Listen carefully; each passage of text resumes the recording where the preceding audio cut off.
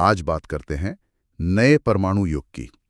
ये शब्द आजकल काफी चर्चा में है जी। और ये दिखाता है कि 21वीं सदी में मतलब परमाणु हथियारों और ऊर्जा को लेकर दुनिया का नजरिया कैसे बदल रहा है। बिल्कुल बिल्कुल, इसमें नागरिक इस्तेमाल और सैन्य क्षमताएं दोनों पर नई दिलचस्पी है और चिंताएं भी। हाँ वही, हमारे पास इस पर कुछ दिलचस्प जानकारी है। एक तो है विश्लेषण, नया परमाणु युग, चुनौतियां और समाधान, और एक फॉरेन अफेयर्स का हालिया लेख है, how to survive the new nuclear as.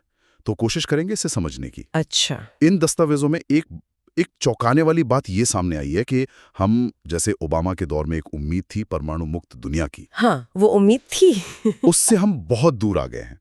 अब हालात ऐसे हैं जिन्हें फॉरेन अफेयर्स वाला लेख कैटेगरी 5 का परमाणु तूफान कह रहा है। कैटेगरी 5 तूफान, बाप रे, मतलब खतरा बहुत बड़ा है। हाँ, भयंकर कंपटीशन है।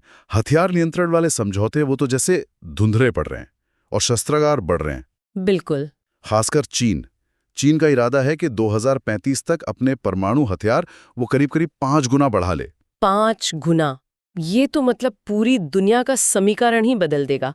2 ध्रुवीय से बहुध्रुवीय दुनिया बन रही है। सही कहा। हाँ, और इस तूफान को समझने के लिए इसके पीछे के कारण देखने होंगे, मतलब ये बदलाव क्यों आ रहे हैं। और फिर इसके कुछ कह सकते हैं फायदे भी देखे जा रहे हैं, जैसे परमाणु ऊर्जा से जुड़ी उम्मीदें हैं, ऊर्जा सुरक्षा को लेकर। हाँ, उस पर भी बात करेंगे।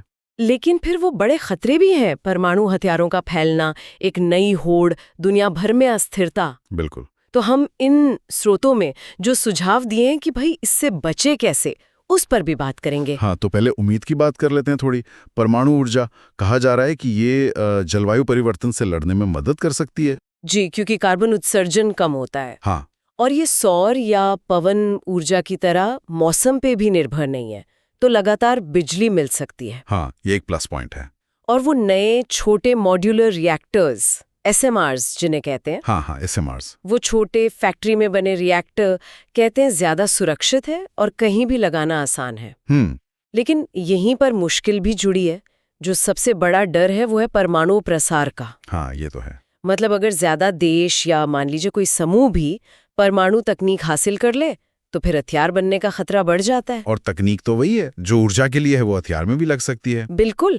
और ऊपर से वो पुरानी संधियां जैसे INF संधि थी वो तो खत्म ही हो गई। हाँ, खत्म हो गया। और न्यू स्टार्ट जैसी अहम संधि भी वो 2026 में खत्म होने वाली है। और बड़ी ताकतों में भरोसा इतना कम है, भरोसा तो बिल्कुल नहीं लगता। हाँ, कि नई संधियां बनना बहुत मुश्किल लग रहा है। और ये जो हथियारों को मॉडर्न बनाने की होड़ है वो भी चिंता बढ़ाती है। अमेरिका अपने परमाणु त्रयी, मतलब जमीन, हवा, पानी से हमला करने की क्षमता, हाँ, ट्रायड, उसको नया रूप दे रहा है। रूस वो हाइपरसोनिक मिसाइलें बना रहा है। जी, हाइपरसोनिक। चीन तो तेजी से बढ़ा ही रहा है। हाँ। और फिर भारत, पाकिस्तान, उत्तर कोरिया जैसे देश भी हैं। इससे एक खतरनाक हथियारों की दौड़ का डर है। बिल्कुल। और वो फॉरेन अफेयर्स का लेख खास तौर पे AI, मतलब आर्टिफिशियल इंटेलिजेंस, उस तकनीक से जुड़े खतरे पर जोर देता है। हाँ, वो ऑटोमेशन वाला रिस्क, कि कहीं मशीन की गलती से या अपने आप लिए फैसलों से बहुत बड़ा संकट ना खड़ा हो जाए। सोचिए। और फिर साइबर सुरक्षा भी है, कितना बड़ा सिरदर्द है ये। हाँ। अगर किसी ने परमाणु हथियारों के कमांड और कंट्रोल सिस्टम को हैक कर लिया तो क्या होगा? कल्पना करना भी मुश्किल है। और एक और पहलू है परमाणु सुरक्षा का, मतलब परमाणु सामग्री गलत हाथों में न पड़े, और जो परमाणु कचरा है उसका सुरक्षित निपटान कैसे हो, ये भी बड़ी चुनौतियां हैं। तो अगर हम ये सब देखें, ऊर्जा की जरूरतें भी हैं और ये बढ़ते खतरे भी, तो ये नया परमाणु युग एक पहेली जैसा लगता है। हाँ, बिल्कुल पहेली है। मौके भी हैं और गहरे संकट भी। एक तरफ ऊर्जा, पर्यावरण के समाधान की एक धुंधली सी उम्मीद, और दूसरी तरफ अस्तित्व का संकट। हाँ, दुनिया के अस्तित्व पर ही सवालिया निशान लगाने वाले सैन्य खतरे मंडरा रहे हैं। तो इस स्थिति से निपटने के लिए ये जो स्रोत है, ये कुछ ठोस कदमों की बात करते हैं। जैसे परमाणु अप्रसार संधि NPT जो है, और IAEA के सुरक्षा उपायों को मजबूत करना होगा। जो मौजूदा सिस्टम है उसे बेहतर बनाना। हाँ, और आज के जमाने के हिसाब से हथियार नियंत्रण के नए समझौतों पर काम करना होगा। देशों के बीच पारदर्शिता, बातचीत के रास्ते खुले रखने होंगे, खासकर संकट के समय में। बिल्कुल।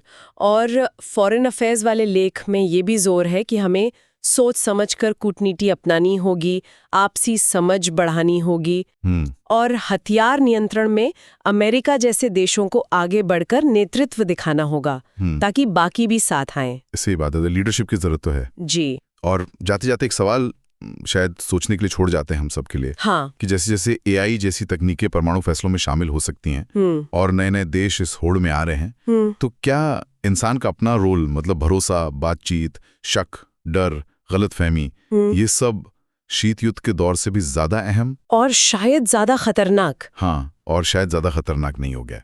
इस पर गौर करने की जरूरत है। बिल्कुल, ये सोचने वाली बात है।